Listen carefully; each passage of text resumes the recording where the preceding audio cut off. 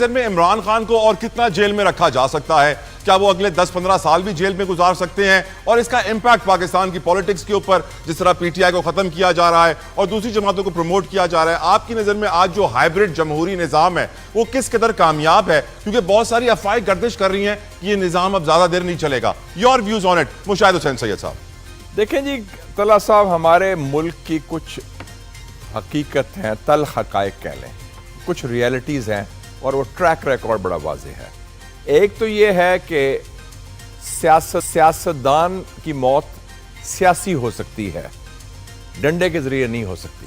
जितनी देर तक कोई सियासतदान मकबूल है, अवाम के दिलों में है, तो उसको आप डंडे से या कानून की तरफ से नहीं ख़त्म कर सकते।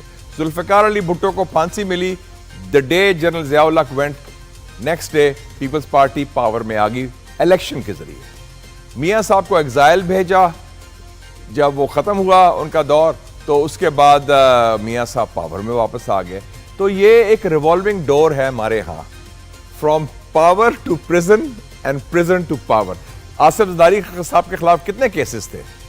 वही जिन्होंने केसेस की उनके खिलाफ गुलाम इसहाक खान साहब ने उनकी हलफ बर्दारी की एज ए फेडरल मिनिस्टर 1993, क्योंकि उन्होंने मियां साहब को निकालना था। तो ये हमारा रिवॉल्विंग डोर है, इसमें कोई हरफ आखिर नहीं। आई एक्सपेक्ट के 2026 में कैदी नंबर 804 जो हैं वो इंशाल्लाह रिहा हो जाएंगे। बहुत बड़ी खबर दे दी है मुशाहिद साहब ने कि 2026 में कैदी नंबर 804 को रिहाई मिल जाएगी। और ये भी मैं बताता चलूं कि उनकी रिहाई होने वाली थी पिछली नवंबर में, नवंबर 2024 में।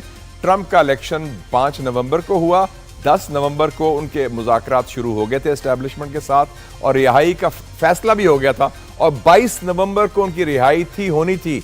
लेकिन कुछ उनके इमरान खान साहब की पार्टी में भी उनके नादान दोस्त हैं, वो कहते हैं ना नादान दोस्त वो एक दुश्मन से ज़्यादा खतरनाक होते हैं। उन्होंने कहा नहीं जी, हम 10 लाख लोग लेके आएंगे, 26 को ये करेंगे वो करेंगे। वो सारा सैबोटाज हो गया, वरना he was going to be a free man in November 2024। नवंबर 2024 इमरान खान आजाद हो चुके होते अगर पीटीआई के नादान वर्करों ने हमाकत न की होती। मुशाहिद हुसैन सैयद साहब, नादान दोस्तों ने या कायदीन ने, जो भी कायदीन ने हमाकत न की होती। मुशाहिद साहब का बड़ा यहाँ पे इंकशाफ, बड़ी खबर उन्होंने दी। मुशाहिद साहब, अब हम ये जानते हैं कि सियासत के असरात सर इकोनॉमी के ऊपर भी होते हैं, सोसाइटी के ऊपर भी होते हैं। इस वक्त जो मौजूदा पाकिस्तान में सियासत है उसके असरात इकोनॉमी के ऊपर हम देखते हैं तो 47% पॉवर्टी रेट है, यानी 12 करोड़ के करीब लोग 2 वक्त की रोटी से महरूम है सर। अगर हम बात करें सोसाइटी की तो मुशाहिद साहब आजकल रोज हम देखते हैं कि बच्चों के साथ रेप केसेस, ज्यादती की खबरें लगी होती हैं और हम नहीं रोक पाते उन्हें। हमारी सोसाइटी के अंदर बहुत सारी बुराइयां, बीमारियां, चोरी, फ्रॉड, लूटमार, ऑनलाइन, आपका फोन एटीएम कार्ड ब्लॉक हो गया है, अपना नंबर दीजिए, बहुत कुछ हो रहा है सोसाइटी के अंदर, इकोनॉमी के अंदर, which we are not proud of. What do you see कि इसकी वजह आप समझते हैं हमारे मुल्क के लीडर्स ही हैं, पॉलिसी मेकर्स ही हैं, पॉलिटिशियंस ही हैं, जिनकी नेगेटिव पॉलिसीज ने इंपैक्ट दिया है? मुशाहिद साहब, बिल्कुल जी, मैं समझता हूं कि देखिए ना, जो फोकस हो गया है करप्शन को खत्म नहीं करना, गवर्नेंस को ठीक नहीं करना, किस्सा कुर्सी का। अब आप देखें 27 अक्टूबर ब्लैक डे है कश्मीर के हवाले से, यकजहती का हम इज़हार करते हैं मकबूजा कश्मीर में, कश्मीरी अवाम की जद्दोजहद में। उधर कश्मीरी अवाम इंडियन मकबूजा कश्मीर में क्या ब्लैक डे बना रहे थे, और इधर क्या हो रही थी कि हम कब्जा कौन करेगा। अब नई जो तख्त है छोटा मोटा मुजफ्फराबाद में, आज़ाद कश्मीर में, आपस में कंसल्टेशन हो रही है। भाई खुदा का नाम ले, आपके पास गवर्नमेंट्स मिली हुई हैं पूरे पाकिस्तान में, और क्या चाहिए? बस करें, इतना हिर्स और हवस कि वो भी कब्जा करना। चौथा प्राइम मिनिस्टर लाने की कोशिश हो रही है एक टेन्योर में। मुशाहिद साहब, एक टेन्योर में, दिस इज अ जोक। और क्या कर रहे हैं हम? अपना कश्मीर कॉज को डैमेज कर रहे हैं अपनी छोटी मोटी कुर्सी की खातर। और कुर्सी लेके क्या करेंगे आप? कोई कश्मीर को आजाद करेंगे? नहीं। सम पर्क्स, कुछ लोग वजीर बन जाएंगे, कुछ और लोगों को खाने का मौका मिलेगा, जिन्होंने खाना खा लिया था वो फारग हो जाएंगे, नए खाने वाले आ जाएंगे। I mean this is just nonsense. ये कोई दिस नॉट सीरियस गवर्नेंस। ये इशू है जिसलिए आप कर रहे हैं। आप जो बात कर रहे हैं चाइल्ड रेप की, आप जो बात कर रहे हैं ये फ्रॉड चीज की, आप जो बात कर रहे हैं जो लोग हमारे ड्रग ह्यूमन स्मगलिंग करते हैं, अब उसकी बात करें। कितने लोग आपके जेल में हैं, कितने लोग डूब गए हैं बिकॉज ऑफ करप्शन, उनमें से कितने लोगों को आपने सजाएं दी हैं, कितने लोगों को आपने पकड़ा है। तो क्योंकि governance is it's all about कि मैं कुर्सी में लेके अपना क्या फायदा उठाऊं, अपनी फैमिली के लिए, अपने कबीले के लिए या अपनी पार्टी के लिए। मुल्क का तो सोच नहीं रहा, अवाम का कोई सोच रहा है, तो that is the core issue and that has to be rectified. पर हम अवाम का उनको सोचने पर कैसे मजबूर करें? एक सवाल है सर, हम रोज मीडिया पे शोर मचाते हैं अवाम के लिए, गरीब भाइयों के लिए, लेकिन sadly rich gets richer, poor gets poor. उनको तो परवाह ही नहीं है कि सर उनके कान पे जूं तक नहीं रेंग रही। How do we make them realise sir? तला जतोई साहब, आप जनूबी एशिया में रहते हैं और पिछले 3 सालों में 3 जनूबी एशिया के ममालिक में अवामी इंकलाब आए हैं। श्रीलंका, बांग्लादेश एंड नेपाल। करेक्ट। लोग उठे हैं, लोगों ने वजीर आजम के घर, सदर के घर हमले किए हैं।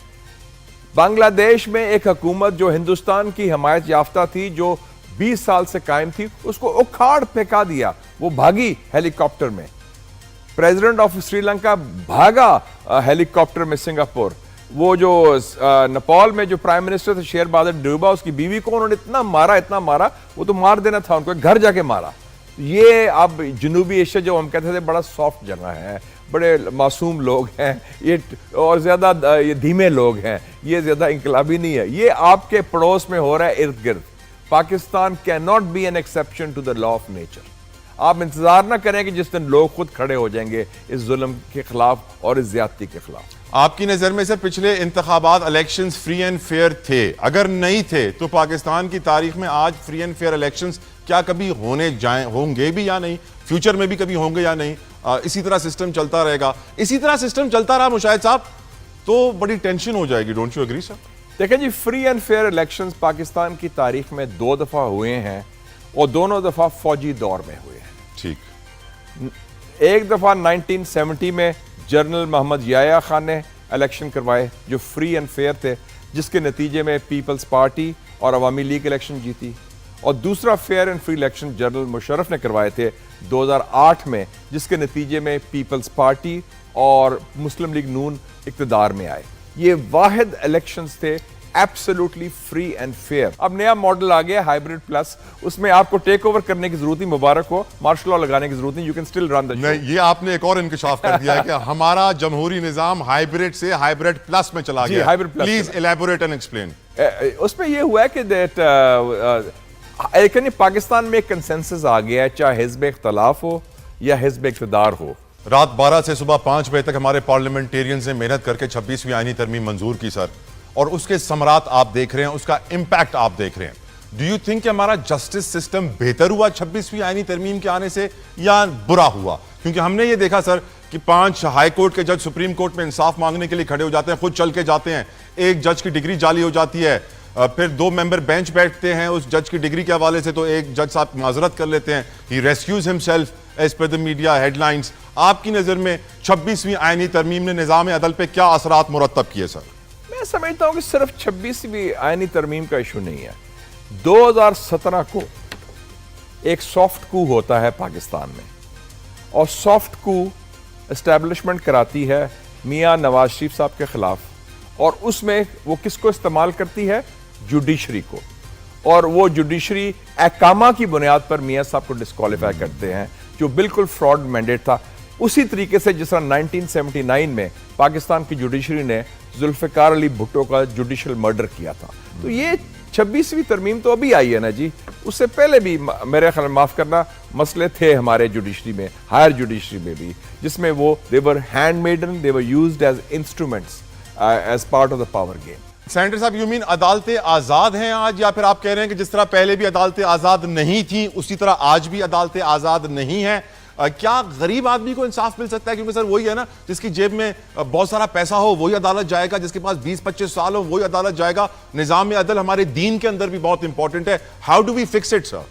देखिए जी, be very clear, throughout our history हमारे कानून जो होता है, लागू होता है, वो लावारसों के लिए होता है, जिनका कोई आगा पीछा नहीं। जो VIPs हैं, जो अमीर हैं, जो पावरफुल हैं, उनको लॉ और justice has never applied. So ये we should accept this reality. जिस दिन वो अप्लाई होगा वो हो जाएगा का मामला ठीक। क्या कहा था विंस्टन चर्चिल ने? उससे पूछा गया हालात बहुत खराब हैं, इन्वेजन हो रही है, पूरा यूरोप फ्लैट हो गया, नाज़ी जर्मनी ने कैप्चर कर लिया यूरोप, हिटलर उनके शोर्स पर पहुंच गया। उसने कहा अदालतें काम कर रही हैं कि नहीं है, आर दे डिलीवरिंग जस्टिस और नॉट? उन्होंने कहा हाँ जी अदालतें तो काम कर रही हैं। कहते देन ब्रिटेन इज सेफ, फिर हम बचे हुए हैं। इंसाफ मिलेगा तो होगा। हजरत अली का क्या कॉल है? कुफर की हुकूमत चल सकती है लेकिन जुल्म और नाइंसाफी की हुकूमत नहीं चल सकती। ये हजरत अली का कॉल है। क्या पाकिस्तान में अदालतें काम कर रही हैं आपकी नजर में? जिस तरह विंस्टन चर्चिल को जवाब मिला था कि हाँ कर रही हैं, क्या आप जवाब देंगे कि पाकिस्तान में अदालतें काम कर रही हैं? मेरे ख्याल में जुजवी तौर पर काम कर, जुजवी तौर पर। ये कुछ जजेस हैं, आप हमेशा ऐसे अल्फाज इस्तेमाल करते हैं मुशाहिद साहब के, ना यहाँ के ना वहां के। यहाँ के लोग भी आपको अपना समझते हैं, वहां के लोग भी आपको अपना समझते हैं, सबके अपने आप। देख आप फैक्ट्स की बात करें ना, the situation is not black and white. हमारा होता है ये yes and no, black and white. I am sorry, it's not like that. There is a room. आप देखें, आप कहते हैं जनरल जिया की डिक्टेटरशिप में, उसमें मैं कहता हूं कि बड़ी आजादी थी हमें मीडिया को, लेकिन आपकी हिम्मत होनी चाहिए कि